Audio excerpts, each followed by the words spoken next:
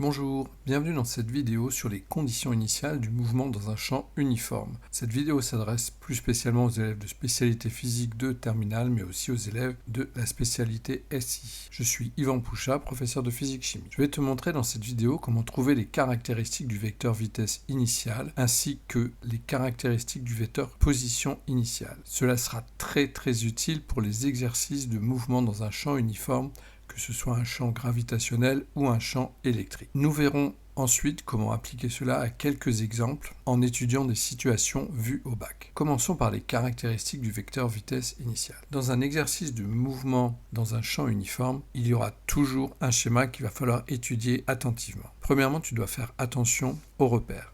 Donc ici, on a un exemple d'un repère OXY avec I et J qui sont les vecteurs unitaires, respectivement des axes X et Y. En général, le vecteur vitesse initiale, représenté ici en bleu, figure sur ce schéma. Et c'est à partir de ce schéma qu'on va déterminer les caractéristiques du vecteur vitesse initiale et les caractéristiques du vecteur position initiale. On va commencer par les caractéristiques du vecteur vitesse initiale. Pour cela, on va projeter sur les axes X et Y le point de départ du vecteur et le point d'arrivée. On va ainsi obtenir les composantes suivant l'axe X de la vitesse initiale, qu'on va noter Vx ici, et la composante suivant l'axe Y de la vitesse initiale, qu'on va noter Vy.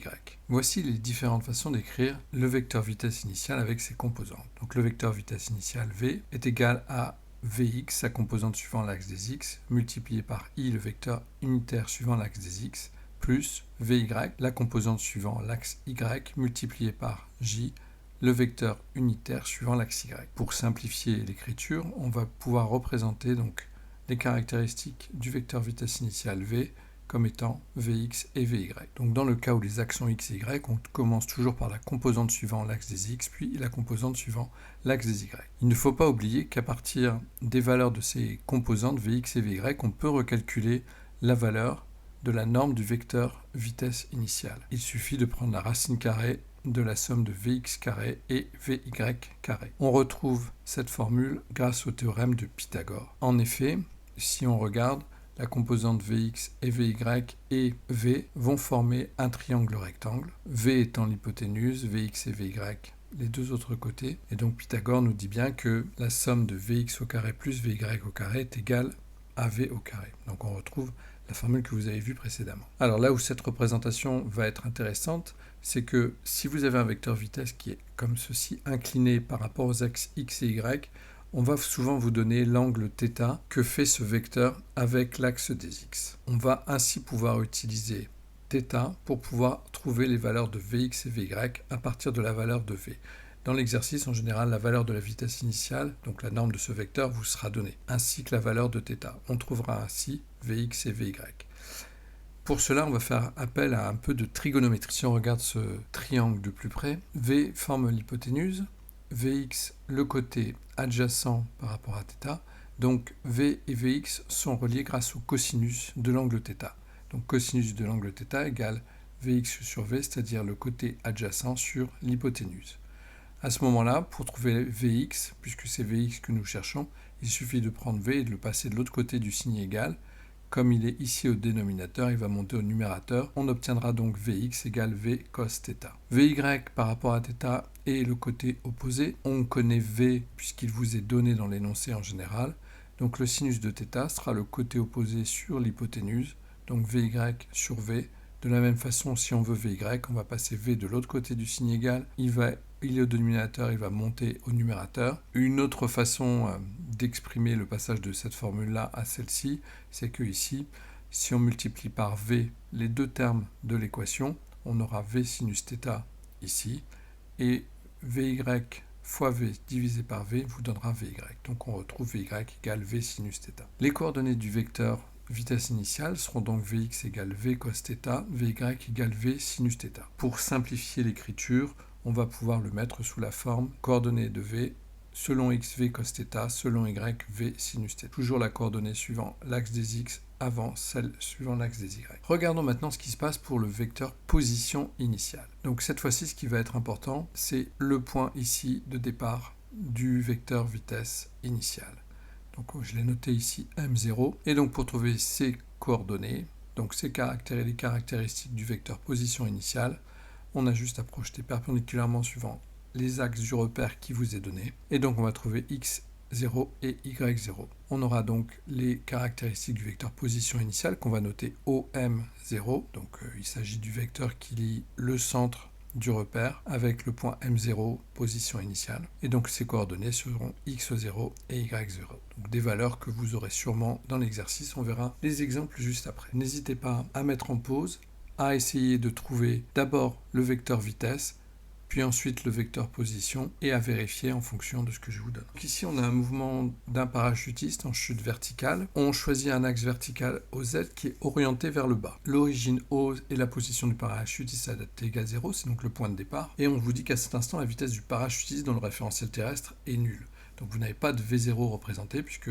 pour la bonne et simple raison que V0, ici, c'est le vecteur nul, c'est-à-dire que la valeur de V0, sa caractéristique suivant l'axe Z, puisqu'il n'y a qu'un axe ici, on va avoir un mouvement uniquement suivant un axe, ça sera 0. Donc là, vraiment un cas relativement simple. Si on veut maintenant déterminer la position, pareil, là c'est l'exemple le plus simple. On vous dit que la position de départ, c'est à l'origine du repère, ça veut dire que Z0 égale 0. Ok, le vecteur OM0 sera le vecteur nul, la position de départ est égale à 0. Un exemple un peu plus compliqué avec un exercice de Schistera, que vous voyez qu'on a un axe X, Y. Prenez le temps de bien observer ce dessin, c'est important. Le point de départ est ici. Vous avez donc le vecteur V0 qui est représenté, l'angle alpha aussi. Donc dans les données de l'énoncé, on vous donne la valeur de V0, on vous donne la valeur de alpha. Comment fait-on pour trouver les caractéristiques, donc les coordonnées de ce vecteur vitesse initiale? Vous reprenez la méthode que nous avons vue précédemment, à savoir on reprend le triangle, V0 hypoténuse, V0x le côté adjacent, V0y le côté opposé. Vous voyez que je suis bien suivant l'axe des x, suivant l'axe y qui est vertical. Si je veux la relation entre V0 et V0x, ce sera le cosinus de l'angle alpha. Donc cos alpha égale V0x sur V0, sinus alpha V0y sur V0. Et selon la même méthode que tout à l'heure, on va trouver les caractéristiques du vecteur V0, ses coordonnées. Donc V0 cos alpha selon l'axe des x et V0 sinus alpha selon l'axe des y. Donc V0 cos alpha correspond à V0x, et V0 sinus alpha correspond à V0. Cherchons maintenant la position initiale, que vous regardez, la position initiale est indiquée ici, le centre du repère est ici, le point d'origine, et donc vous voyez qu'on a une distance qui est marquée -d, effectivement l'axe des x est positif dans ce sens-ci, donc on est à une position -d suivant l'axe des x, et suivant l'axe des y, on est à une hauteur h pour ce point de départ. Donc les coordonnées vont être x0 égale -d, y0 égale h, qu'on va pouvoir simplifier en termes d'écriture, mais ça revient exactement au même, en -d et h. C'est-à-dire que vous choisissez l'écriture que vous voulez, soit x0 égale -d, y0 égale h, soit vous le notez de cette façon-là. Exactement la même chose. Le troisième exemple, il s'agit ici d'une histoire de drone qui est en mouvement rectiligne uniforme à l'altitude constante h égale 100 mètres. Donc ici, on a une altitude de 100 mètres.